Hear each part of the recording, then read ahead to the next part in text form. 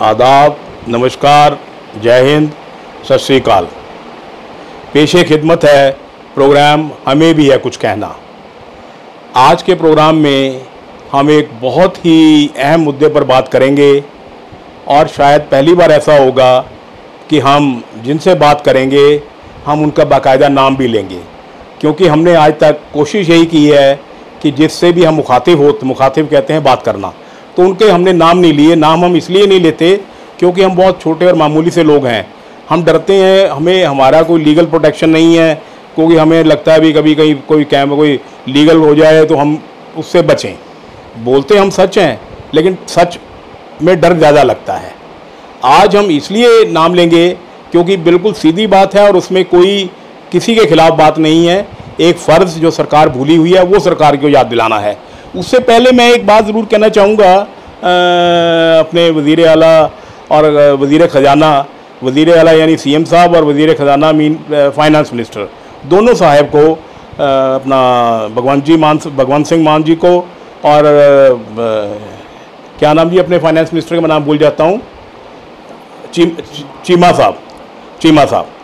तो दोनों से हम ये बात कहना चाहते हैं कि हम आज ये जो बात करने लगे हैं आपसे, वो बात करने के लिए हमें हिम्मत आपसे मिली है, क्योंकि हमने देखा है पिछले 7-8 रोज़ में कि जो हमारे वज़ीर आला हैं सर भगवंत सिंह जी मान, वो बहुत ही अच्छे तरीके से बात करते हैं चैनल्स पर और बड़े खुल के बात करते हैं। ऐसा लगता नहीं वो उनकी बात में बनावट है। हम उनको खुश करने के लिए नहीं कह रहे, जो सच है। और उन्होंने ये कहा है कि खजाना हमारा खाली नहीं है। ये बात मैं फिर कह रहा हूँ, वो बार बार कह रहे हैं खजाना हमारा खाली नहीं है। तो इससे बहुत उम्मीदें नज़र आती हैं कि ये सरकार अच्छी सरकार है, जो जिसका खजाना भरा हुआ है और सबका ये नेक दिली से इंसाफ कर रही है और करने की कोशिश कर रही है। यही जो मैं खजाना मंत्री जो हमें हरपाल सिंह चीमा साहब ने भी सीएम साहब की बात को सेकंड किया है कि खजाना खाली नहीं है। तो आप दोनों बहुत बड़े शख्सियत हैं सर पंजाब में। आपकी मर्ज़ी के बिना तो पत्ता भी नहीं हिलता और हिलना भी नहीं चाहिए, क्योंकि एक चीफ मिनिस्टर दूसरा फाइनेंस मिनिस्टर। तो हमने बहुत हिम्मत इकट्ठी की और वो बात हम आज आपसे करने लगे हैं। वो बात ये है कि सर आज जो हम बात कर रहे हैं वो तकरीबन 3 लाख 1, 2,80,000 1 लाख 1, ये देख लीजिए तकरीबन 700। हाँ, मेरा मैथमेटिक्स बहुत कमज़ोर है। तो 3 lakh regular employees, 2,80,000 pensioner, 70,000 PS Powercom के पेंशनर, 35,000 रेगुलर पावरकॉम और ट्रांसको के। इन सब की तरफ से हम आपसे एक बहुत ही अहम मुद्दे पर बात करने लगे हैं, अपने पंजाब के वज़ीर आला और फाइनेंस मिनिस्टर साहब से। वो कहते हैं भी, एक शेर मेरे को याद आ गया, हमारे गम को आप क्या समझोगे, हमारे गम को आप क्या समझोगे, हम टूट के भी पूरे नज़र आते हैं। ये जो शेर मैंने पढ़ा है सर, ये 6.5 लाख 7 लाख लोगों की तकलीफ़ बयां करता है सर। वो सारे 6-7 लाख लोग टूट चुके हैं सर। देखिए सीएम साहब और वज़ीर ख़जाना साहब, एम्प्लॉइज़ किसी भी स्टेट या मरकज़ी कहते हैं सेंटर सरकार की एक बैकबोन होते हैं। उनकी हर एक सुविधा का ध्यान रखना सरकारों का फ़र्ज़ होता है, उनकी एटलीस्ट जायज़ बातों का। ठीक है जी।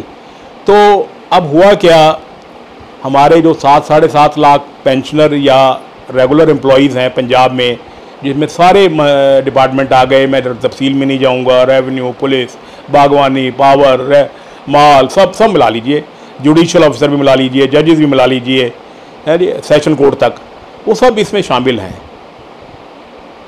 हमारा 7-7.5 लाख लोगों का 8% DA पंजाब सरकार की तरफ बकाया है। मैं मान साहब एक आपकी थोड़ी सी नॉलेज में इजाफा ये करना चाहूँगा कि DA किसको कहा जाता है, DA क्यों दिया जाता है। शायद आपको नहीं पता होगा, क्योंकि मेरा ख्याल है आपको नहीं पता। DA दिया जाता है कि जैसे महंगाई का ग्राफ बढ़ता है, महंगाई बढ़ती है, तो सरकारें अपने एम्प्लॉइज़ को कुछ ना कुछ मदद देती हैं DA के तौर पर, ताकि उस महंगाई से मुकाबला कर सकें। पूरा तो नहीं हो सकता लेकिन थोड़ा सा सहारा मिल जाता है। प्राइवेट जो है बिजनेसमैन वो तो अपना मुनाफा थोड़ा सा इंक्रीज़ कर लेता है, उसका काम चल जाता है।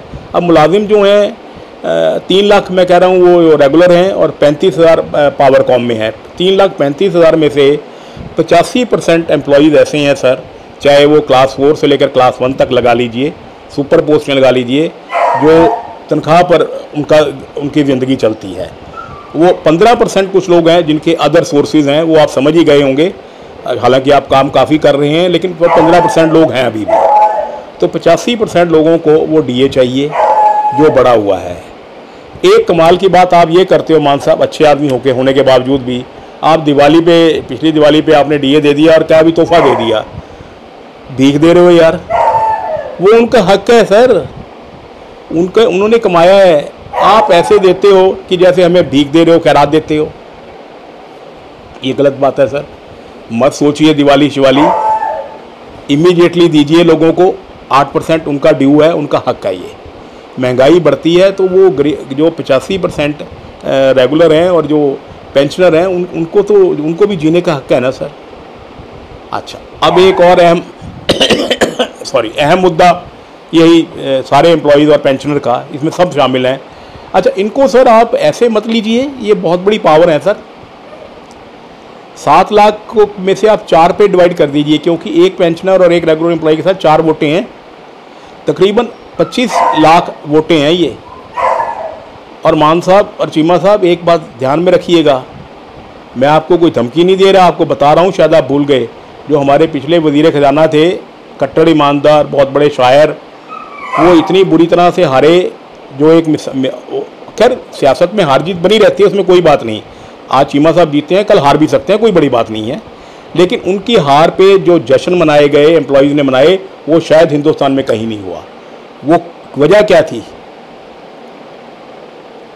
सोचिए ज़रा क्या वजह ये थी कि वो कभी एम्प्लॉयज़ को उनका हक नहीं देते थे, उनका डीए नहीं देते थे, उनके एरियर नहीं देते थे, पे रिवाइज नहीं करते थे। तो आप भी थोड़ा सा ध्यान रखिए, सियासतदानों को इस बातों का ध्यान रखना चाहिए। अब मैं ये बात कर रहा था 7.5 पेंशनर और रेगुलर की। हमारे जो एम्प्लॉयज़ भाई हैं और पेंशनर हैं, उनके पे रिवीज़न हुई थी जनवरी 16 से। चन्नी सरकार जब आई तो उन्होंने सबका नए पे स्केल लागू कर दिए, पेंशनर को भी नई पेंशन दे दी गई। ये लागू हुए जुलाई 21 में, जुलाई 21 से लागू कर दिए गए और कुछ महीने के हमें एरियर भी मिले सबको। अब देखिए जनवरी 16 से जून 21 तक के एरियर पेंडिंग पड़े हैं सर, 5 साल के सर। वो भी सर खैरात नहीं है। मान साहब और चीमा साहब, तुसी दोनों का यार पिंडा चों आए हो, छोटे छोटे लोग हो, ठीक है, झंडियाँ लगियाँ, झंडियाँ किन्हें लाइया? लोगों ने लाइया सर। ना भुलो इन्होंने लोगों की पावर नूं। वोट तो करिश्मा है जादू का सर। और सर जेड़े थोड़ी तुसी एक बात और देखिए सर, आपकी 1.5 साल की सरकार में ये सोच के देखिए कितने पेंशनर और कितने रेगुलर एम्प्लॉई अल्लाह मियाँ को प्यारे हो गए होंगे। उनकी आंखें एक ही चीज़ को तरसती हैं कि हमारे एरियर कब मिलेंगे। सर मैंने कहा 85% ये लोग जो ईमानदार हैं, और पेंशनर तो सारे बेचारे ईमानदार हैं, चाहे मजबूरी में हैं, तो वो सब ने कोई सपने देखे होते हैं सर। कोई कहता है मेरी छत टपकती है, मैंने छत रिपेयर करानी है, कोई कहता है मैंने घर पे रंग रोगन कराना है, कोई कहता है मैंने बच्चे के लिए स्कूटर ख़रीदना है। छोटे छोटे लोगों की छोटी छोटी उम्मीदें हैं सर। सो मैं उन छोटे लोगों की छोटी उम्मीदें बता रहा हूँ आपको, उनकी उम्मीदों पर पानी मत फेरिए सर। खजाना भरा है या नहीं भरा, नहीं भरा तो लोन ले लो यार। इन 7 लाख लोगों का हक उनको दीजिए, जितनी जल्दी दोगे अच्छा रहेगा। देना तो पड़ेगा ही, 24 में नहीं दोगे तो 27 में दोगे। सॉरी, एमपी इलेक्शन से पहले दोगे या एमएलए इलेक्शन से पहले दोगे, वो देना ही पड़ेगा।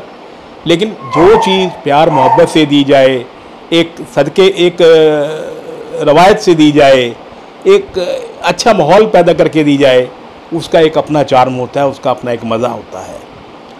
और पेंशनर को सर इन वन गो दीजिए, एक बार में ठीक है, रेगुलर एम्प्लॉइज़ की आप 2-3 किस्तें कर सकते हैं, उसमें कोई बुरी बात नहीं है, लेकिन पेंशनर को उनका कोई जीपीएफ फंड नहीं होता जिसमें पैसे जाएं, उनकी ज़रूरतें ज़्यादा हैं, उनको बीमारी शुमारी है और है, काफ़ी कुछ होता है सर। आप तो मान साहब एक टीचर के बच्चे हो, आपको पता होगा भी कितनी मुश्किल से एक तनख्वाह में घर चलते हैं। तो आपके वालिद भी तनख्वाह लेते थे, उनको भी एरियर मिलते थे, चाहे उस वक्त कम थे या ज़्यादा थे, उस वक्त की सरकार, उस वक्त के जो से वो मिलते थे। सो मैं उन 6.5-7 लाख लोगों की नुमाइंदगी करते हुए, ऑफिशियली मैं उनका नुमाइंदा नहीं हूँ सर, उन लोगों की आप तक बात पहुँचा रहा हूँ कि थोड़ा सा इस पर ध्यान दीजिए, डीए दे दीजिए और उनके एरियर दे दीजिए। उससे आपकी गुडविल, आपकी सरकार की, आम आदमी पार्टी की सरकार की गुडविल ज़्यादा जनरेट होगी।